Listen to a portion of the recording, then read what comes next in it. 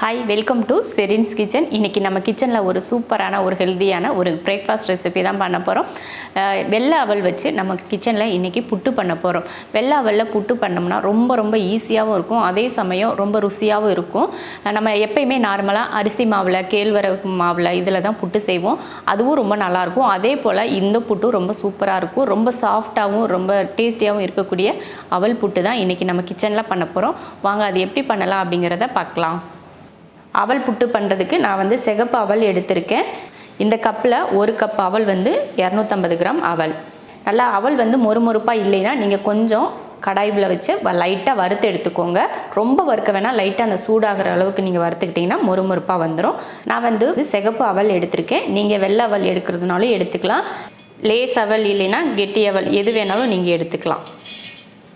Mixie ஜாருக்கு மாற்றிட்டு அரைச்சி எடுத்துக்கலாம். இப்போ இதை அரைச்சி எடுத்துக்கலாம். ரொம்ப வலுவலுப்பாக அரைக்க வேணாம், குருணையாக இருக்கிற மாதிரி அரைச்சி எடுத்துடலாம்.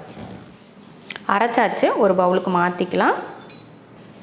பாருங்கள் எவ்வளோ குருணையாக இருக்குது பாருங்கள். நம்ம அரிசியை குருணை பண்ணுற மாதிரியே இருக்குது பாருங்கள். அந்த மாதிரி தான் அரைச்சி எடுத்துக்கணும். ரொம்ப வலுவலுப்பாலாம் அரைக்க தேவையில்லை. அடுத்து ஒரு பாத்திரத்தில் தண்ணி ஊற்றி சூடு பண்ணிக்கலாம். சும்மா ஒரு செம்பு அளவுக்கு ஊற்றிக்கோங்க, இல்லைன்னா ஒரு டம்ளர் கூட போதும். கொஞ்சம் வெதுப்பாக சூடாகட்டும். இப்போ தண்ணி சூடாயிருச்சு, அடுப்பை ஆஃப் பண்ணிக்கிறேன். தண்ணி அதிகமாக கொதிக்கவெல்லாம் தேவையில்லை. நம்ம கையில் தொடுற அளவுக்கு சூடானாலே போதும். தேவையான அளவுக்கு உப்பு போட்டு கலந்துக்கோங்க. கலந்துட்டு இப்போ நம்ம தண்ணி சூடு பண்ணோம் இல்லையா, அந்த தண்ணியை கொஞ்சம் கொஞ்சமாக ஊற்றி கலந்துக்கலாம்.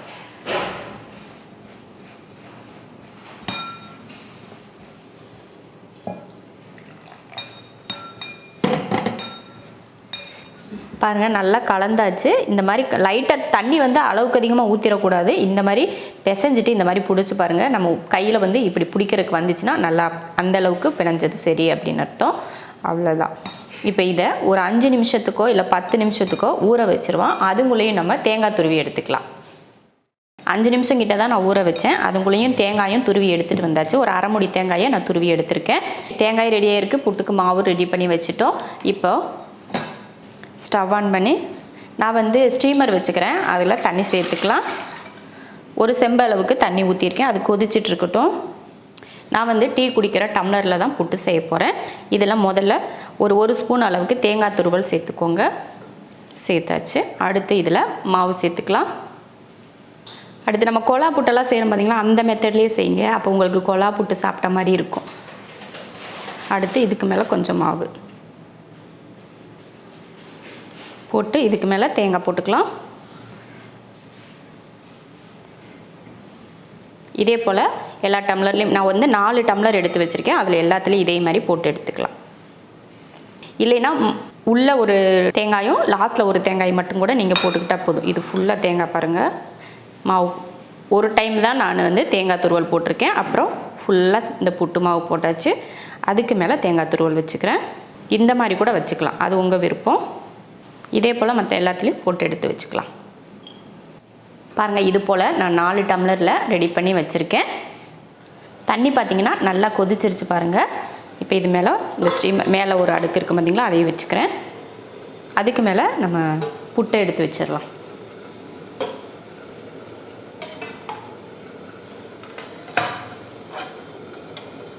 டம்ளருக்கு மேலே நம்ம மூடவெல்லாம் தேவையில்லை. அதுக்கு மேலே நம்ம இந்த ஸ்டீமரோட மூடி இருக்குது பார்த்திங்களா, அதை மட்டும் நம்ம வச்சுக்கலாம். இதை ஒரு 15 நிமிஷத்துக்கு வேக வச்சுட்டு அதுக்கப்புறமா எடுத்துக்கலாம்.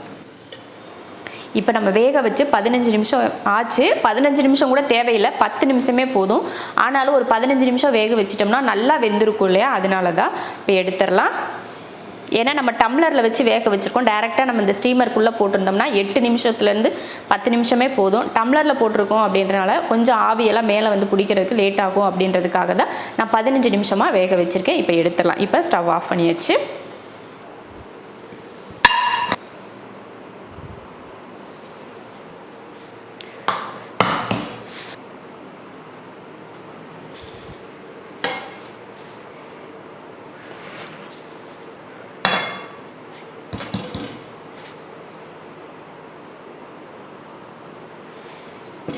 பாருங்கள், சூப்பரான ஒரு பிரேக்ஃபாஸ்ட் ரெசிபி ரெடி ஆயிடுச்சு. இது கூட நீங்கள் நாட்டு சக்கரை இல்லைன்னா வெல்லம், அப்புறம் நம்ம வெள்ளை சக்கரை இருக்குல்ல, இதெல்லாம் வச்சு நீங்கள் சாப்பிட்டிங்கன்னா அவ்வளோ அருமையாக இருக்கும். இந்த மாதிரி லைட்டாக சர்க்கரை போட்டு அப்படியே எடுத்து சாப்பிட்டிங்கன்னா அவ்வளோ சூப்பராக இருக்கும் புட்டு. நம்ம ராகி புட்டு, அரிசி மாவு புட்டு இந்த மாதிரி சாப்பிட்றத விட இந்த புட்டு நீங்கள் ரொம்ப ஈஸியாகவும் செஞ்சிடலாம், ரொம்ப ருசியாகவும் இருக்கும், உடம்புக்கு ரொம்ப நல்லதும் கூட. நான் வந்து இப்போ அவசரத்துக்கு வந்து சர்க்கரை சேர்த்துக்கிட்டேன், நீங்கள் வந்து நாட்டு சர்க்கரை இதில் சேர்த்துக்கிட்டிங்கன்னா அவ்வளோ ஹெல்த்தியான ஒரு பிரேக்ஃபாஸ்ட் இது. அப்புறம் ஸ்நாக்ஸ் ரெசிபியாக கூட இதை நம்ம சாப்பிட்லாம்.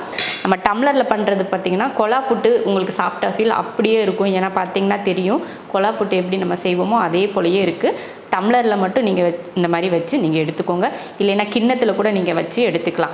நம்ம வீட்டில் என்ன இருக்கோ கிண்ணம், டம்ளர், இதில் எது வேணாலும் நீங்கள் இந்த மாதிரி வச்சு புட்டு செஞ்சுக்கோங்க. இதுக்காக கொலா புட்டு தான் வேணும், இல்லை இட்லி சட்டி தான் வேணும் இப்படின்ற எந்த ஒரு இதுவுமே இருக்காது. நார்மலாக ஒரு சட்டியில் சுடுதண்ணியை வச்சுட்டு அதுக்கு மேலே ஒரு தட்டு வச்சு மேலே கூட நீங்கள் வச்சு வேக வச்சுக்கலாம். அவ்வளோ ஈஸியாக செஞ்சு முடிச்சிடலாம். நீங்களும் இது போல் சிகப்பு அவலில் புட்டு செஞ்சு பார்த்துட்டு எப்படி இருக்குன்னு சொல்லிட்டு கமெண்ட்டில் சொல்லுங்கள். பிடிச்சிருந்தா லைக் பண்ணிவிட்டு ஷேர் பண்ணிவிட்டு நம்ம ஷெரின்ஸ் கிச்சன் சேனலை சப்ஸ்கிரைப் பண்ணி பக்கத்தில் இருக்க பெல் ஐக்கானை கிளிக் பண்ணி வச்சுக்கோங்க.